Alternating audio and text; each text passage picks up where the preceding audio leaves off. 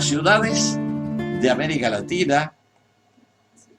tienen características variadas desde el punto de vista del agua. Todas tienen algún tipo de problema. Para empezar, porque es mucha gente y ello lleva a que los volúmenes que hay que tratar, que hay que extraer y tratar son muy grandes. Por eso es que en gran medida yo utilizaba el término de ciudades sedientas, no porque haya sed particularmente, sino porque hay una sed que podríamos llamar estructural debido a la dificultad de proveer agua potable de calidad para tanta gente todo el tiempo y sobre todo cuando el crecimiento demográfico es tan grande. Este es un poco el argumento de proyectos que yo desarrollé estando trabajando en Canadá y en particular en varias ciudades de América Latina y que se llamó Ciudades Sedientas, Thirsty Cities en inglés, de Ville Assoiffée en francés, y eso permitió incluso realizar un video documental en su momento, tomando como ejemplo varias de estas ciudades. La gestión hídrica es uno de los temas más importantes en la gestión ambiental. La forma como se usa el agua, la forma como se utiliza, la forma como se la contamina, da lugar a las características ambientales de las ciudades, de los países y de las regiones. Por eso es tan importante saber las cantidades que están involucradas cuando hablamos del agua, de la gestión del agua, y desde ese punto de vista tenemos que hacer notar una cosa que a veces no se sabe, que el 90% del agua es dedicada a cultivos de irrigación. El riego es el uso principal del agua en los países y en las ciudades. El abastecimiento para las personas, en particular el abastecimiento para las poblaciones y mucho más en particular el abastecimiento para las grandes ciudades, es un tema muy importante por la cantidad de gente que involucra, no tanto por la cantidad de agua, sino por la cantidad de gente que está involucrada. Y por lo tanto, las consecuencias sobre la salud humana son mucho mayores, en el sentido de que estamos hablando de decenas de millones de personas que viven en las grandes ciudades. Desde ese punto de vista, comencé a trabajar sobre el tema del agua, de la gestión hídrica, allá al principio de la década de 1980, primero en Arabia Saudita, donde estuve trabajando en un lugar donde hay gran escasez de agua durante varios años, y luego empecé a trabajar en el International Development Research Center de Canadá, el Centro Internacional de Investigaciones para el Desarrollo, que está basado en Ottawa, pero que tiene proyectos a nivel internacional. Sobre esa base orienté los trabajos que estaba realizando para la gestión hídrica en las ciudades. Este tema es fundamental, particularmente en América Latina, porque existen varias ciudades que tienen millones de habitantes y que tienen problemas para abastecerse de agua, ya sea por la cantidad como por la calidad. Esos problemas a veces son naturales, porque la ciudad está en un lugar, podríamos decir, inadecuado, pero en otros lugares son consecuencia de acciones humanas, de decisiones políticas que llevaron a que haya problemas que no deberían existir. Un caso de una ciudad que está ubicada inapropiadamente es la ciudad de San Pablo, que fue fundada hace ya 300, casi 400 años, muy cerca de la costa, en Brasil, pero en una zona de divisoria de aguas, en donde el agua corre desde la divisoria de aguas hacia el oeste, a pesar de que el océano está mucho más cerca hacia el este. Al estar cerca de la divisoria de agua, los ríos que llegan a la zona de San Pablo son cortos, las cuencas son pequeñas y la cantidad de agua que se puede almacenar a partir de esas cuencas es pequeña. Eso lleva a que la ciudad necesite sistemas muy complejos, traer agua de otras cuencas, y todo eso lleva a que la gestión ambiental en una ciudad con esas características se complique enormemente. No hay que olvidar que San Pablo tiene en este momento 23 millones de habitantes. Estamos hablando del 2020. Ese problema sigue existiendo. La ciudad no se puede cambiar de lugar y las autoridades van a tener que continuar trayendo el agua de otras cuencas a medida que la ciudad continúa creciendo. No hay que olvidar que la ciudad de San Pablo tiene más del 10% de la población de Brasil.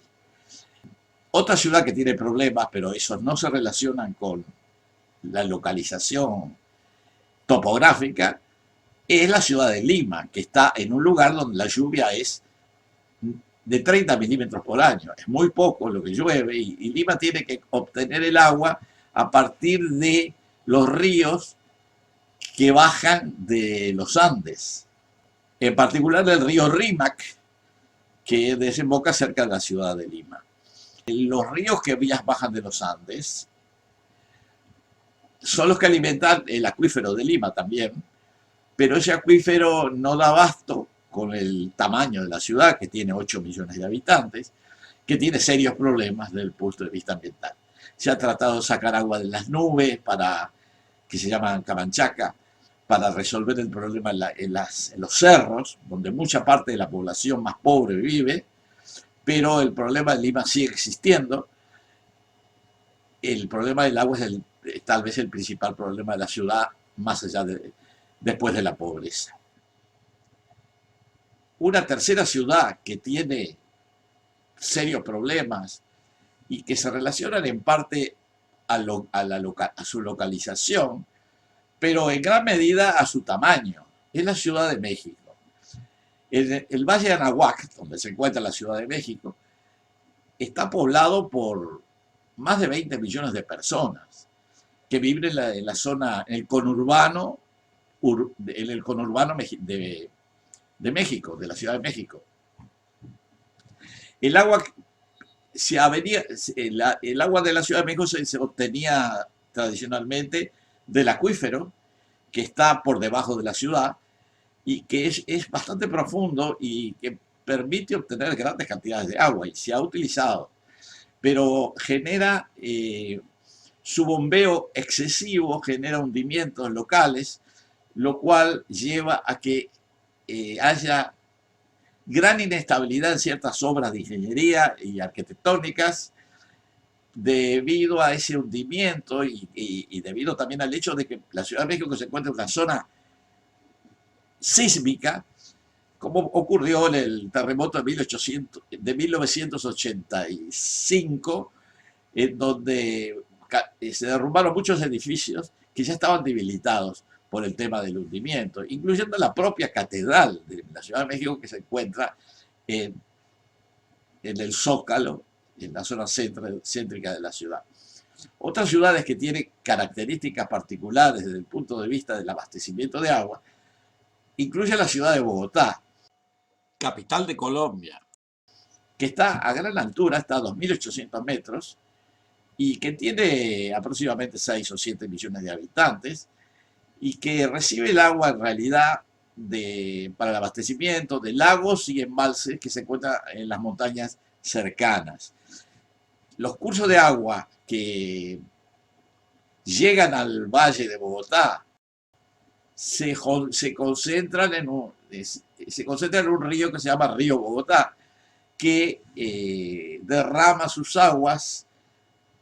a partir del oeste del valle, del suroeste del valle, en lo que se llama el Salto de Tequendama. Hay que ver que las aguas del río